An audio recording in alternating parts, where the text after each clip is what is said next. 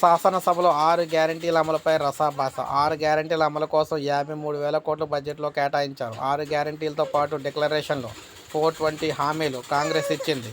6 గ్యారంటీలు 13 హామీలు అమలు కావాలంటే 1,36,000 కోట్లు కావాలి.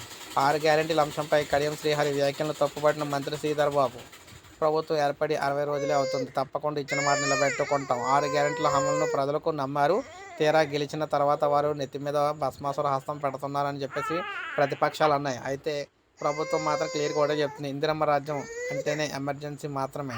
ఎమర్జెన్సీ కాగానే కడియంను అడ్డుకున్న మంత్రి పొన్నం ప్రభాకర్, దేశం ఏర్పడిన రోజు సూది తయారు చేసుకునే పరిస్థితి లేకుంటే అటువంటిది ఇప్పుడు కాంగ్రెస్ ప్రభుత్వంలోనే, అంటే కాంగ్రెస్ వచ్చిన తర్వాత ఇవన్నీ కూడా సొంతంగా అన్నీ తయారు చేసుకోవడానికి అవకాశం కలిగే విధంగా తయారు చేసాం.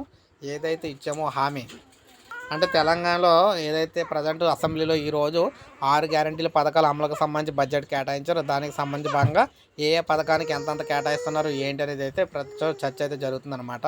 మొత్తం మేము చూసుకుంటే మనకి కొంత తొందరలోనే మరికొన్ని పథకాలకు సంబంధించి అమలు అయితే చేయబోతున్నారు. తెలంగాణలో 6 గ్యారంటీలకు సంబంధించి ఒక లైక్ చేయండి. ఏ పథకం ఎప్పుడు అప్లై చేస్తారు ఏంటనేది మీకు వీడియో రూపంలో అందిస్తూ ఉంటాను. సబ్స్క్రైబ్ చేసుకోకపోతే మన ఛానల్ సబ్స్క్రైబ్